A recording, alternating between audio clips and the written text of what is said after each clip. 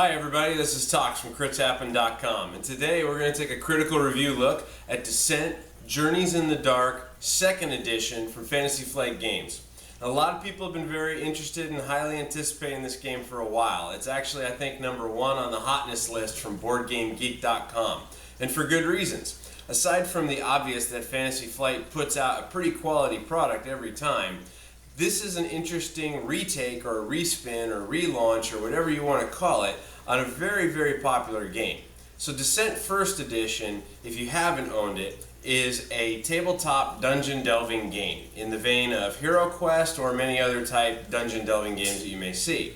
It was interesting because it was able to modularly put together maps. You had lots of different monsters, you had lots of different story-driven encounters, and this is no different. But the reason there's been a lot of hotness around this is because of the quote-unquote streamlining. If you have 1st edition, this box is about half the size. And you'll notice in our unboxing video we talk about that a little bit as well. So there's a lot of questions about what do you really get in this box for $80? Is it worth $80 to go jump into something like this if I already have the 1st edition, or should I just get the conversion kit? If I'm a new player, is this good for me, or is the 1st edition something I should look at? We're going to answer a lot of those questions during this review. We've got everything laid out on the table. We're going to walk you through setup. We're going to show you a lot of different things about the characters themselves, talk a little bit about the gameplay, and then we'll come back and we'll give you my final opinions on what we think. So stay tuned. Okay, so quite a bit on the table already, and you can't even see half of it. It's a bunch more off camera. So I want to talk a little bit about setup. What you see in front of you is one of the first third, I guess, of the large journey throughout Descent. One of the encounters. There are 2 acts in most encounters, an opening act and a second act, and you play through them as a story. It's one of the appeals of Descent is it is not just a sit down, run through a dungeon, go kill a goblin and move on. That's one of the things that I personally really like about this version of Descent is the storytelling in the journeys are very, very well done. So from a setup perspective, setup is different depending on how many players you have. As an example, I will show you here. This is the rule book for the Frozen Spire, which is the event we have. There is a bunch of special rules at the top that the Overlord and the players both know about. And then there is a map with different layouts of what's going on. And it shows you where to place everything.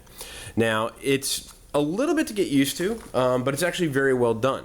What you'll notice is on each of the tiles, there are little numbers. So you'll see down here in the corner it says 18A.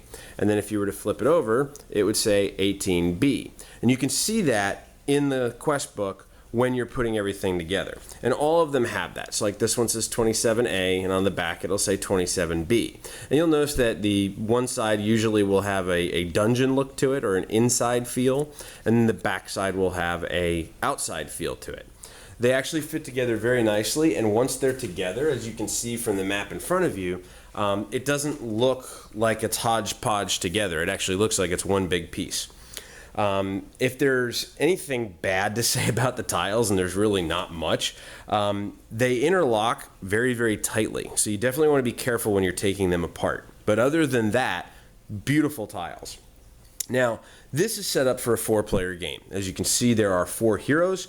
There are a bunch of monster groups that are on the board, and we have search tokens placed out. There are different objectives, and like I said before with Descent, it's not a case of go in, kill goblins, or go in and kill monsters and get out. There's a real purpose, not just for the players, but for the Overlord who's playing the dungeon or controlling the monsters.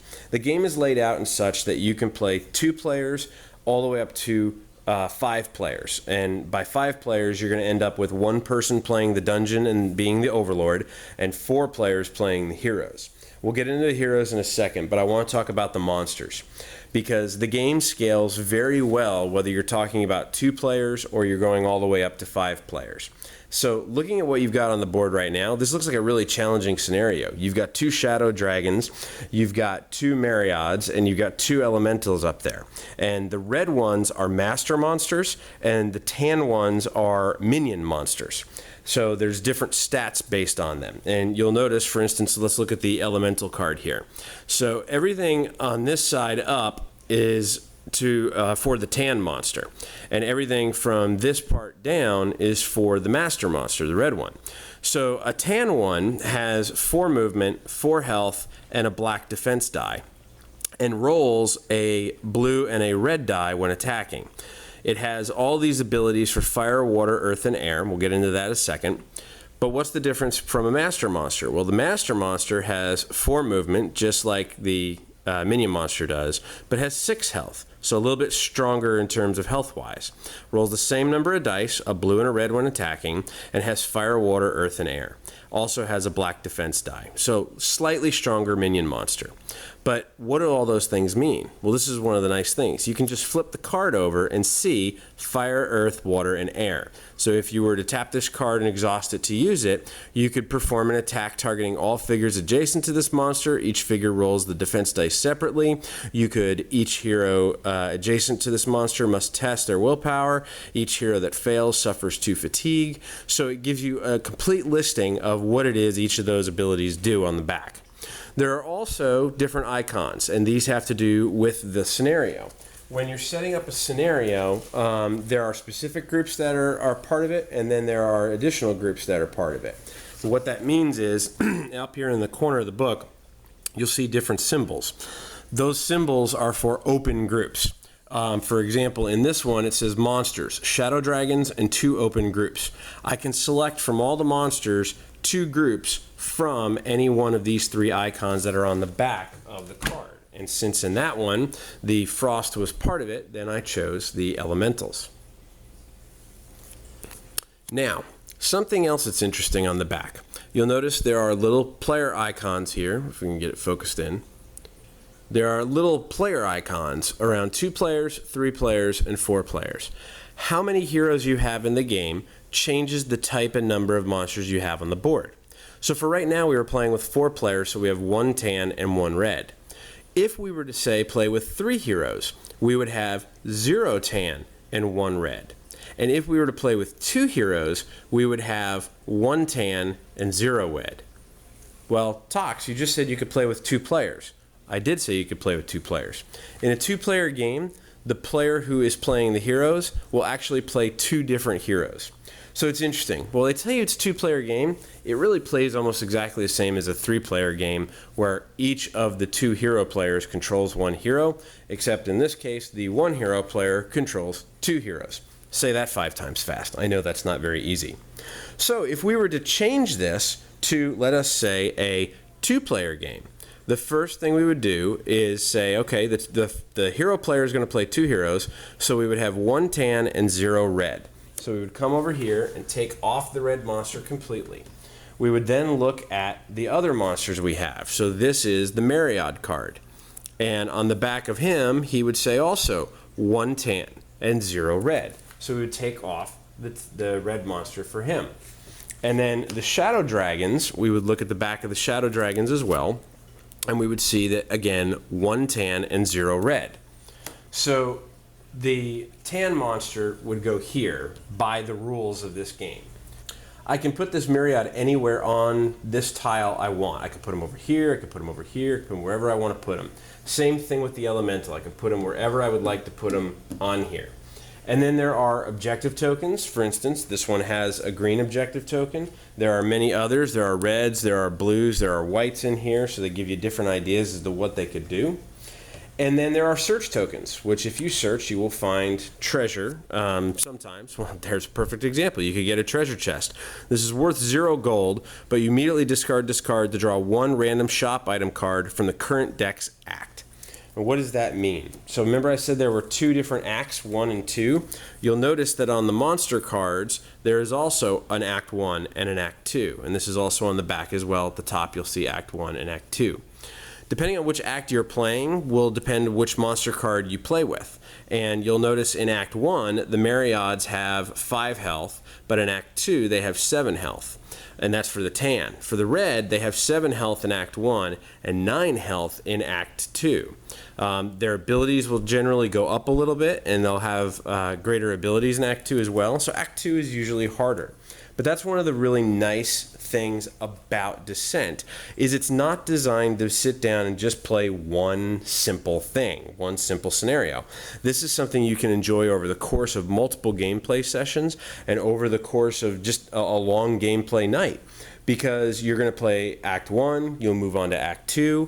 Depending on who wins, whether it's the Overlord or whether it's the players, determines where you go next in this grand journey, which is really, really nice.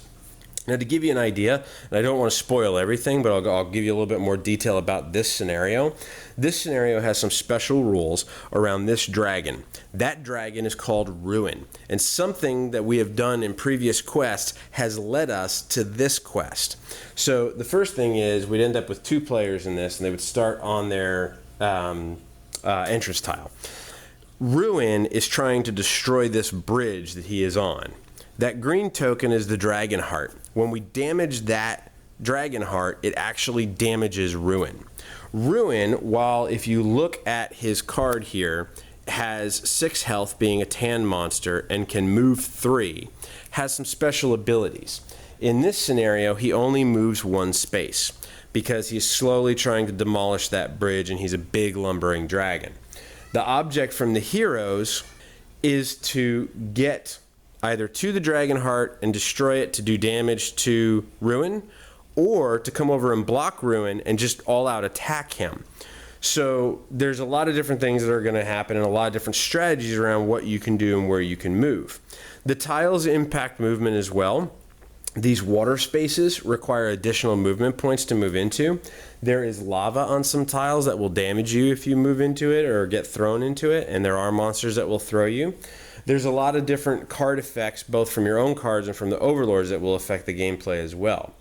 The thing that's really nice is, if I'm playing the Overlord, I have a clear objective: destroy that bridge, and use my additional monsters to wreak havoc on the players to stop them from either getting to that token or getting to my monster. The players have obviously stopped the dragon. There's very clear delineation between how I could play as an Overlord or how I could play as a player.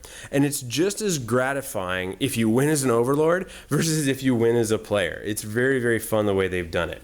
And the quests are very, very unique. There's some that will require you to play these tokens face down and put them in different parts of the map, and you have to discover where certain ones are, but nobody knows where they are. It's not the heroes have an advantage or the Overlord has an advantage. And speaking of heroes, why don't we take a second and look at the heroes and give you some idea about them and how they set up as well. Okay, here we see Ashrian, and she has the Spirit Speaker deck, and she's already developed a little bit. So this shows you what a character would look like after an adventure or two, where they have a weapon equipped, they've searched and found some treasure, in this case a healing potion and a warding talisman. They've also started off with an ability and then used some experience points to get another ability. So during the course of gameplay, you're going to gain experience from completing quests or winning quests, which are 2 different things, and you're going to be able to use those to improve your character, whether you are searching and finding things randomly on the map, whether you're using experience to gain more skills, or whether you're going to the shop and buying weapons. But before we do that, why don't we look at how we start? Okay, so looking at some of the characters here, when you start the game, your characters are of the same class. But they have different abilities. They'll have different things from speed, from health, from fatigue, although all of them start with the same defense dice, one gray die or one white die. One of the interesting things about starting the game is when you pick someone. Let's say, for example, I wanted to pick Tumble Burwell. I get to choose between a Wildlander or a Thief deck or subtype or archetype or whatever you want to call it for him. So I could play the same quest or game or scenario or journey or campaign with Tumble and change because of the different types of decks that I could play with him and the experience I would get playing throughout the game. So what does that mean? So if I were to start with a Thief, I start off with throwing knives. And throwing knives are a ranged weapon that are one-handed, that roll a blue and a yellow die and say when attacking an adjacent monster, gain +1 damage and a surge of +1 for range. And then additionally, I get a Lucky Charm, which is a trinket. And it says exhaust this card to reroll an attribute test. You must keep the new result. And then I also get one skill, which in this case is Greedy. Greedy says search a search token within 3 spaces of you. So instead of having to be adjacent to it, I could do that from far away. Now that costs 1 fatigue. Now during the course of the game, what's going to happen is you spend your fatigue to use your skills, add that to your card, and when you reach your maximum fatigue, every additional fatigue you use actually counts as a damage against you. I really like that mechanic inside of the game.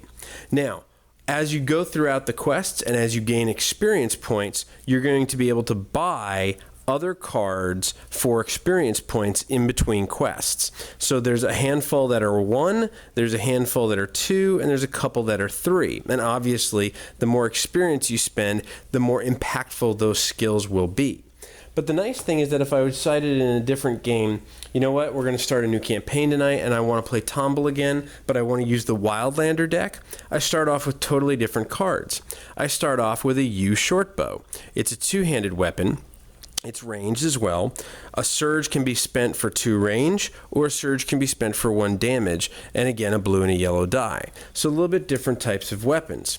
And because I have a 2-handed weapon, I don't have a secondary weapon or a secondary trinket or anything to start with. I start with a spell called Nimble.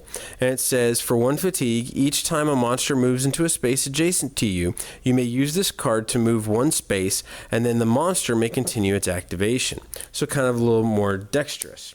And again, there's a whole different deck of 3 cost, 2 cost, and 1 cost abilities that I can buy to improve my character. And this changes the subtype of the character and how you can play.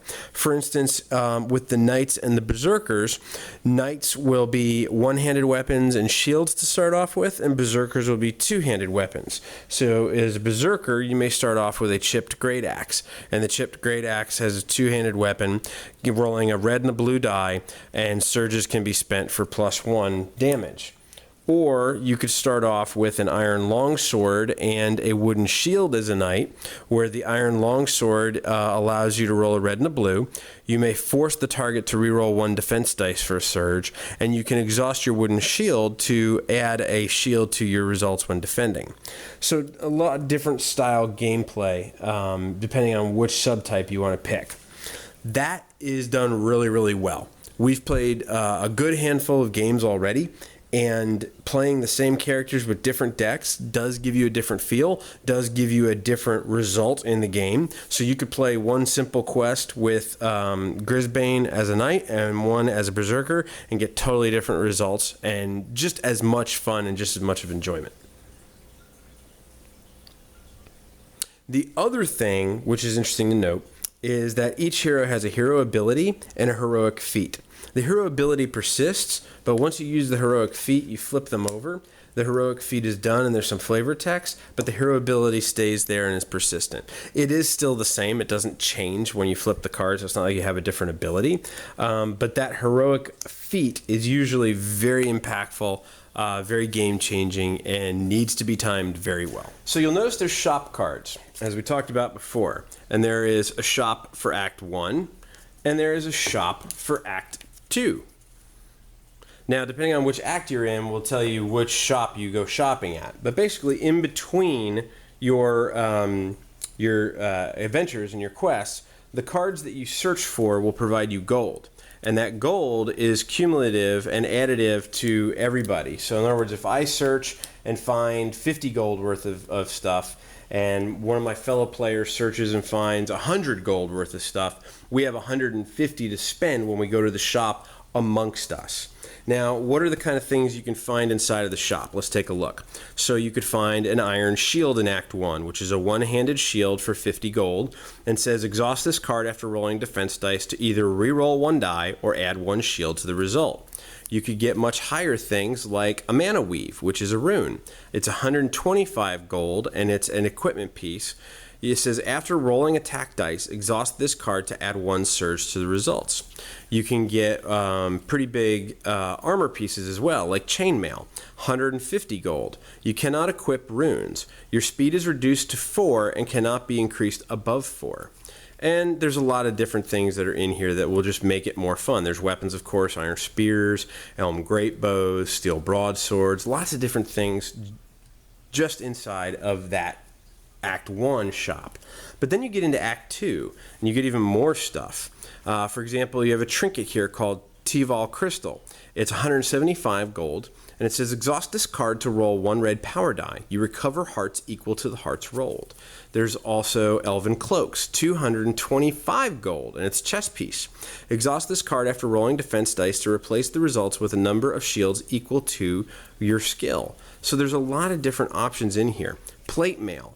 Mace of Kelios, Steel Greatsword, Ice Storm, Grinding Axe, and you see 200, 175, 250, and they all offer different options for when you're attacking. So throughout the course of the game, searching is a very valuable thing because the more gold you get, the better items you can equip, the better you can defeat the monsters, and the more pain the Overlord sees. Well, speaking of the Overlord, they have decks. And the Overlord starts off with a very basic deck. You'll notice that the cards will say basic inside of them in the bottom. And these get played on his turn or on another turn. So for instance, this one says Dark Might. Play this card after you roll dice for an attack and add 1 surge to result. Then this one is a Dark Charm. This one says play this card on a hero at the start of your turn. The hero tests their willpower. If he passes, draw 1 Overlord card. If he fails, you can perform a move or attack action with the hero as if he were one of your monsters this turn. You cannot force him to suffer fatigue or use a potion, but you may force him to attack himself. So it kind of gives you control over a monster. Lots of different things inside of the game for this. But one of the really cool things is that you'll notice this one says Magus 1. So just like the heroes, how they level up in between quests, the Overlord levels up in between quests as well. And he has different types of cards and different schools of cards that he can go into to get. You have to have a 15-card deck as an Overlord, but one of the nice things about that is if I added this Word of Pain, I could remove a basic card. So it gives me a little bit more control over my strategy of how I'm going to control the dungeon. And obviously, as you go up in skill level, the cards get much, much better when you're talking about the Overlord.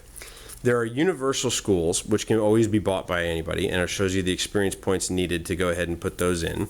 There's also Saboteur, and you'll notice there's level 3, level 2, and level 1. To get higher levels, you must have a certain number of cards of the lower levels. There's the Magus, like we talked about before, and then there's Warlord as well. Lots of fun things. Play this card when a hero is defeated. Draw 1 Overlord card per hero in the game. This is in addition to your normal 1 Overlord card drawn for defeating a hero. Saboteur, for instance. Let's look at a high-level Saboteur. Uthuk the Demon Trap. Play this card after a hero opens a door and searches. He tests his skill, and if he passes, he suffers hearts or damage equal to the attribute tested. If he fails, he is defeated. Lots of fun that can happen in there, and it gives you a lot of flexibility. Because of the different schools, you could also hone your deck to one specific thing. So, beginning of the game, players will take and choose their heroes. They'll choose their type or their class, their subclasses, what they want to make. They'll start off, they'll go through an introduction quest, they'll gain experience, they'll add more things, they'll shop for more items. But even on the Overlord side, he's gaining experience and he's gaining more spells, he's gaining more things to do for future quests as well. So I want to talk a second about line of sight. So line of sight in this game is really interesting. Let's say my hero is here. And let's say my monster that I want to fire at is over here. Let's say I rolled and I had, this is probably a bad character to use, but let's say I had a ranged character here and could hit from range away, okay? Right there, let's say. Let's say I roll a blue and a yellow die, okay? My results are added together from a heart perspective and from a number perspective to determine both damage and range. So in this case, I would have done 4 range, so I have 3 plus 1 is 4, so within 4 spaces I could hit somebody, and I've done 3 damage from my hearts. So I count the spaces, 1, 2, 3, I'm within range, and then I would count the hearts versus whatever defense dice the person rolled. So let's say in this case they rolled 2, I would end up doing a result of 1 damage. Now, how do I determine line of sight? And this is really interesting. Line of sight goes from any corner of a box that I am on to any corner of the box that the character is on. So in this case, I could go 1, 2, and I have line of sight.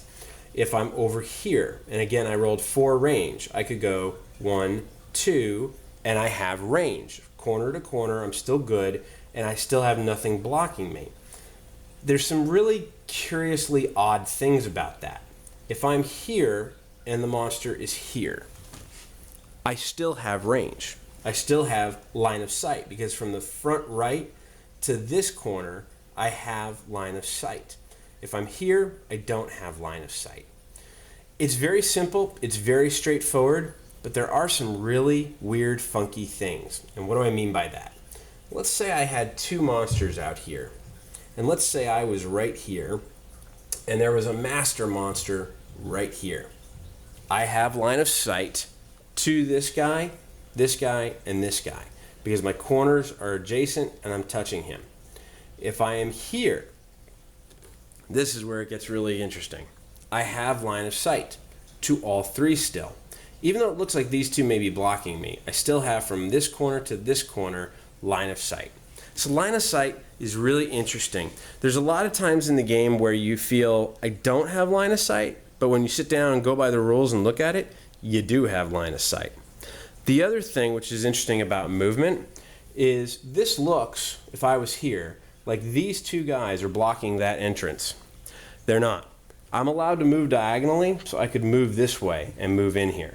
I personally don't like that, because if I'm standing next to a wall as a monster, like this guy is, and blocking it, it's really hard for you to sneak past me like that. Or even just do it for regular. I think I would have been a little more comfortable had there been some type of skill check to get around a monster in that scenario, but there isn't. In this case, you would just be able to sneak right by. So I want to give you a different example from line of sight. So on this tile, for example, there are red boxed items that are obstacles, and you can't go through them. You have to go around them. Let's say that this is the tile that we're playing on. And let's say my monster is here and my character is here. Logic would tell me that because of these three things here, I don't have line of sight to him. But I do. If you trace a line from my corner of this box to this corner of his box, I have line of sight. So apparently either I'm really good with a staff or I'm really good as an archer and I'm able to squeeze something through those rocks to shoot him. That's really, really odd, I guess is the easiest way to say it. But not even that odd. Here's another odd. Let's say the monster's here and I'm here. That block, which is supposed to force me to go around it, I am completely blocked, right? Wrong. I have line of sight, because if I trace a line from this corner to this corner, it doesn't pass through anything that blocks me. So therefore, I either have arrows that have a left hook or I have a staff that can shoot around corners. Me personally, this is one of my issues with this game. While line of sight is easier to determine in this game, where the rules simply state draw a line from any corner of your box to any corner of the targeted box, and as long as it doesn't pass through anything, you're okay, I think it should have included the shorter or shortest line, because the shortest line would have been from this corner to this corner and I wouldn't have had line of sight. The thought of me being always to shoot around this thing and hit someone, it just doesn't sit very well with me. But it's a minor thing, so just wanted to point it out because it is a little different in terms of getting line of sight than the first edition, but something that may have you do what we've done is maybe make some house rules around line of sight for this. Now another really cool thing is traveling. In between quests, let's say we finish this quest and everything is good to go. In between quests, there is a map on the back of the quest book. And traveling from, let's say, Arin to the Blood of Heroes, you travel along your pathways, and each one of these icons represents something different. So you have a road, water, plains, mountains, things like that. So each of these names corresponds to a quest inside of here. But when you travel in between quests, you go back to Arin, you can shop and get whatever it is you're going to add back to your heroes, and then you travel to your quest. And as you travel and pass each one of these on a line, you're going to go ahead and draw a travel card. And the travel card will match up symbol-wise to what you see on the map. So in this case, let's say we were going to Blood of Heroes, Act 2. Well, the first thing we run into is a road. So we look at the road icon and it says, a traveling sage gives you access to his library. Hero players choose one hero to test their lore or knowledge. If he passes, he may look at the Overlord's hand of cards and choose one to discard. So that will help the heroes. But let's keep going along and let's take this pathway. If I were to go to the next spot, it is a water spot. And the next one for the water spot would be no event, so we clear out. There's a lot of things in the events that will hurt the Overlord, that will hurt the players. There may be some random attacks that happen to them along their traveling, and that all happens before they even get to the next quest and get to the next map. Really, really nice little addition. Something that adds to the story, adds to the flair, and in my opinion, adds to the overall experience and makes it fun. While one player's setting up the map, other players could do that, and it kind of makes the time in between setup and breakdown, or breakdown and setup, a little bit more fun and just something to do. Okay, let's talk about monsters and lieutenants for a second. The box says includes 39 plastic figures, and then shows a nice little picture. It's a little deceiving. There's actually only 9 monster groups. There are a lot of monster tokens or monster figures because you remember that there's tans and reds and they have to represent the different groups. But at the end of the day, there's really only 9 different types of monsters.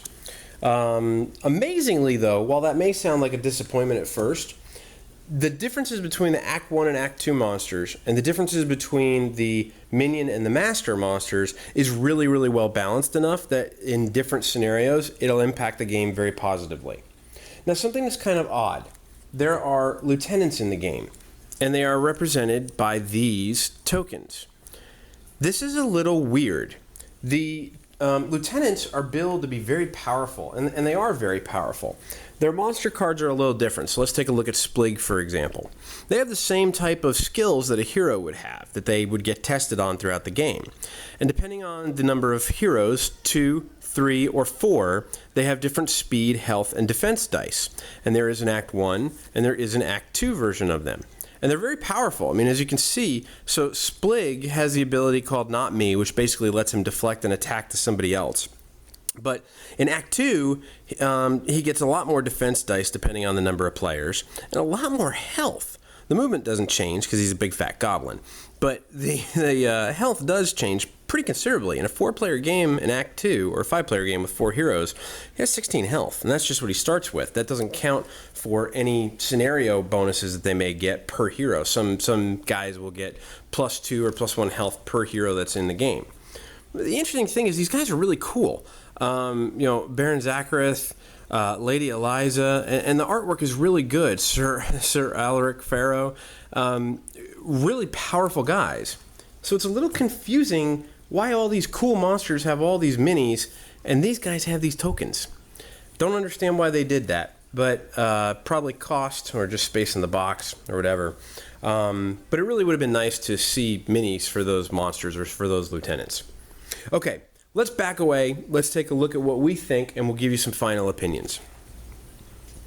So that's Descent, and we didn't even get into the deepest caverns. We barely scratched the surface. There's quite a lot to this game. In the box, on the table, a lot happening, but we wanted to show you a lot of the key things that I felt were important for a gamer to know about. So let's get down to brass tacks. What do I think? Well, no matter if you're a returning player from first edition going into second edition, or whether you're a brand new player trying to find out if this is the right game for you, this game is a crit. My scale is miss, hit, and crit. Miss, not that fun of a game, not that good of an experience. Hit, good game, something you could enjoy. Crit is something that provides a great gameplay experience and one that's going to allow you to sit down at a table and have a wonderful time playing the game. This, no matter what type of player you are, returning or new, is going to definitely do that. It's a fun game. It's something that you can enjoy throughout a course of an evening, playing for 2 or 3 hours. It's something that you can sit down and actually relatively quickly set up an encounter. One of the things that really impressed me was the fact that over the course of an encounter between Act 1 and Act 2, they're smaller maps. It's not one giant encounter with this big map where you have to put it together and take 20 minutes to set everything up. Because they're smaller and they've broken it up into the acts, it actually moves pretty quick. In the course of an evening, just barely understanding the rules or getting used to the new rules, you're going to be able to play an encounter in about 2 to 3 hours. The first act in about an hour, hour and a half. The second act in about an hour, hour and a half. As you get better with the rules, you're going to increase that. We've gotten to where we've been able to play 2 encounters in a 3-hour period. So moving pretty quickly. And it really also depends on how well you move through that encounter and how quickly you achieve the objectives, whether you're the Overlord or whether you're the players.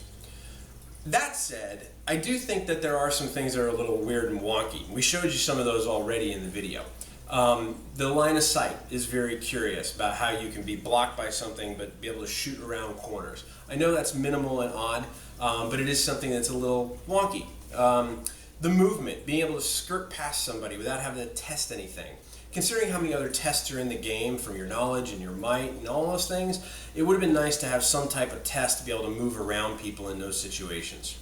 The lieutenants. I really, really wish that there were minis for those lieutenants. They're just those little cardboard tokens that you place them on the board, but you have these great big monster cards that can do some really cool things.